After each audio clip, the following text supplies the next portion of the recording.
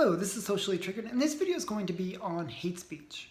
Hate speech is defined as abuse of or a threatening language towards a group. And it could be based on gender, based on sexual orientation, it could be based on religion or on race. And that language is seen as something which must be controlled by society. In Canada, we have rules where you cannot say certain things because it's considered hate speech. And in the UK, they have it as well. The only place where there's actually true freedom to say what you think or say what you feel is in the United States. And in that way, the United States is superior to any nation out there because of the fact that it does have freedom of speech, true freedom of speech. You can say something that offends people. And in Canada, hate speech is actually becoming more and more strict. They're actually trying to create new rules that they're recently doing right now in Canada, where they're trying to make it much more binding and legal, have made more major legal consequences.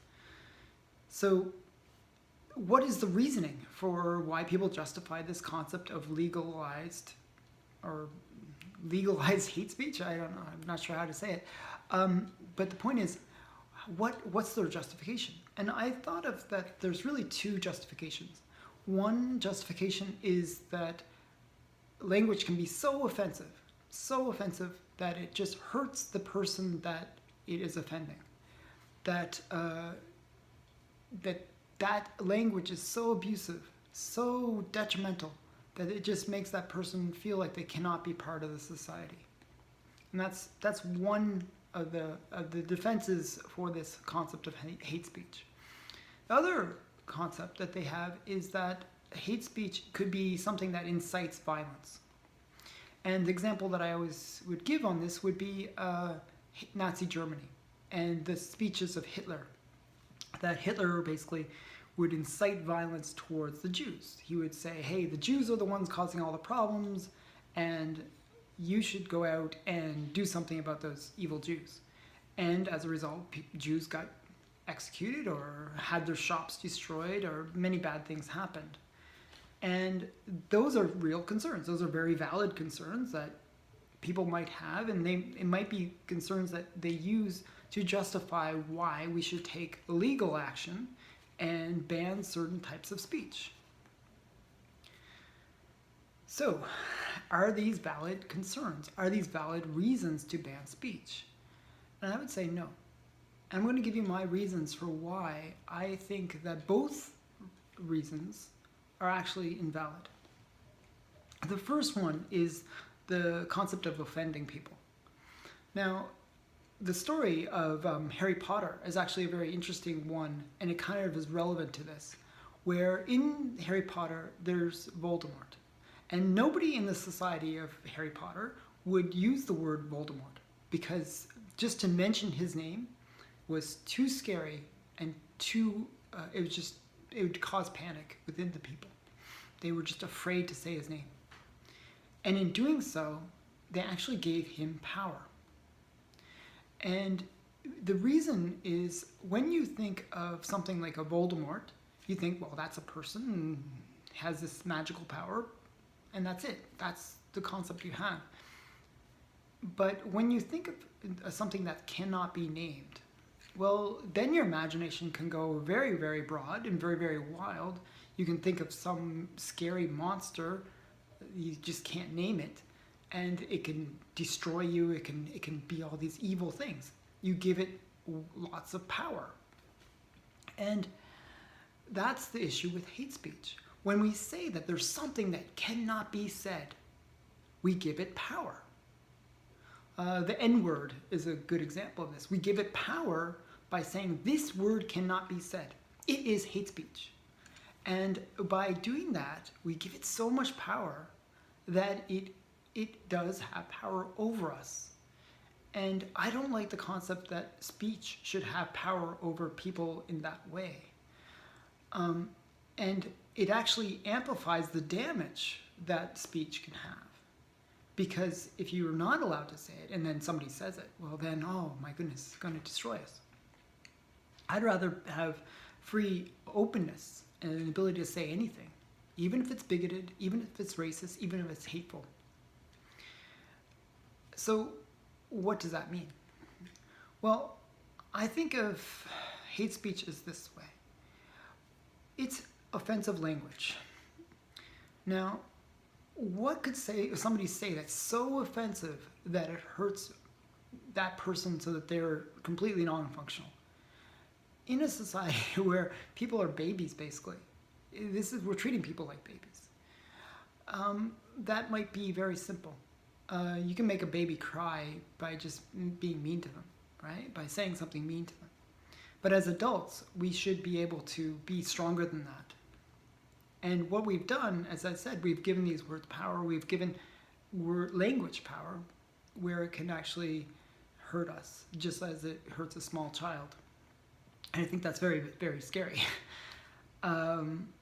But I think of people, and it doesn't matter who it is, as being stronger than that. And especially we can become resistant to that if we open our minds to it. So my point is, when I was young, I remember hearing all these racist jokes all the time. Every group. There was no group that didn't get some racist joke said about it. And in a way, it kind of made you immune. You know, you would be like, that's funny. You know, and because every joke has a little bit of truth in it. And nowadays, that would be all considered hate speech. But at the time, it wasn't. And we became very tolerant about intolerance, in a way. And in that, we were more able to withstand the blows of intolerance towards us. We were able to say, okay, well, we can laugh at ourselves. Somebody can be racist towards us or mean to us, and we could handle it because we had built up this tolerance. Nowadays, people don't have that tolerance. They're very fragile, and I don't see that as a good thing. And I think I try to think of the most offensive thing that I could say to anybody or they could say of me. And there's nothing really out there that would destroy me. Oh my goodness, if I hear that, I'm not going to be able to work or live or whatever. There's nothing. And that's the way it should be. So that's my argument against the first point that they make, that there is nothing. We should build up our tolerance, and there's nothing really that any group as an adult should be so offended by that they just become unfunctional. The second point is inciting violence. Now, I actually am against the whole concept of inciting violence. I think we should, there's obvious things that we should do to prevent people from inciting violence. But ideas don't incite violence. Now, if I go out and say, hey, go kill that person or go do this, that's inciting violence, and that should be blocked in some way or other, because that's almost akin to second-degree murder, or the idea of you asking somebody else to do something on your behalf, and that's you're liable in that case. But the idea of saying, for example, one race is superior to another, or something that's like men are better than women, or women are better than men, something that's sexist or racist, that's just opinion, and it doesn't hurt any group. Even though, yes, you might not agree with that opinion, and yes, it may be sexist, yes, it may be racist, but at the end of the day, it doesn't necessarily hurt that group. They can listen to it or they can tune it out. And that's the great thing about speech. We can choose not to listen. So the second point, inciting violence, I don't see that there's a valid case to be made there. If it's true incitement of violence, then yes, you can take legal action in terms of the fact that that person is basically calling for death or making a threat against you. That's very different than freedom of speech. So the point, though, is, and this is something that a lot of conservative channels will say, is that freedom of speech is essential for many reasons. One being that it exposes bad ideas to sunlight.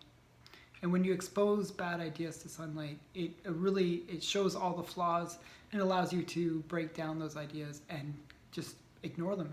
If it, I think of the recent rally that the KKK had. It was hilarious.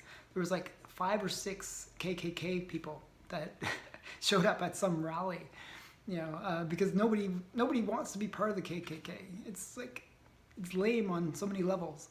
But 6 people showed up for the KKK rally, and there was like 1,000 protesters to protest these 6 people who are just going around saying it's okay to be white, and it's like so pathetic that I think whoever started the KKK is probably rolling in their grave based on watching this rally. It was just so pathetic. So the point is, once bad ideas are exposed, there's really not much support for them, because nobody wants to support a bad idea.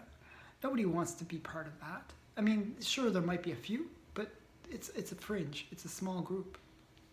But if you hide it, if you don't allow them to speak, what happens is it becomes a curiosity. It becomes something that people want to engage with because, why are they? It's taboo. It's interesting, and they will generally get more attention. And you don't want that. You want to expose these bad ideas because people will say, well, that's really dumb. I'm not going to be part of that. It's like flat worlders. Like, man, well, that's dumb. I don't want to pay attention to that. So expose bad ideas. Don't discourage them. We got to keep an open mind to bad ideas, and we have to actually, present more ideas, good and bad, because if we expose ourselves to ideas that are bad, then we can sort of rationalize and sort of say, hey, this is the flaw in that idea, and here's where you're wrong and where we can improve upon it. And sometimes we don't know what's a good idea or a bad idea. A lot of the time we might be thinking something and we're so paranoid to say it.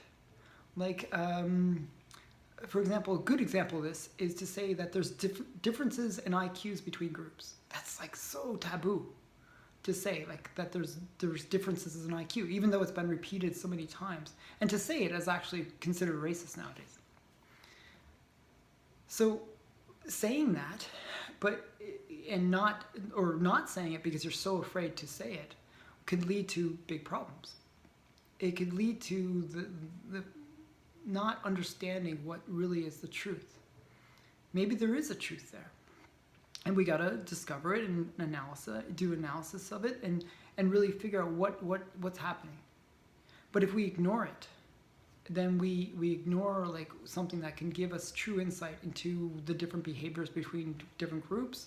We ignore a lot of the things that can give us better understanding of ourselves. And really, we should be open to knowing ourselves. That's one of my personal strongest beliefs is know thyself. It's sort of one of those things I always embraced, to be at least honest with myself. One of those things that happens with hate speech is if we're so worried what we can say or not say, then if we have bad ideas, we'll bury them, and they'll fester inside of us rather than getting that exposure that they need. And sometimes it's through that exposure that we can actually improve our ideas and actually get closer to the truth and get closer to having better ideas. So I am very against hate speech. Obviously, if you listen to this full 14-minute video, and I'd love to hear your opinions. Why should we protect speech? And why should we, if you're on the other side, why should we have hate speech laws? What is your reasoning? And please comment, like, and subscribe below, and do everything. Tell me what you think. Please, this should be an open dialogue. Give me your opinions. If you think I'm a bigot or if you think I'm an idiot, tell me. I'd like to know. Okay, thanks for listening. This has been Socially Triggered. Bye for now.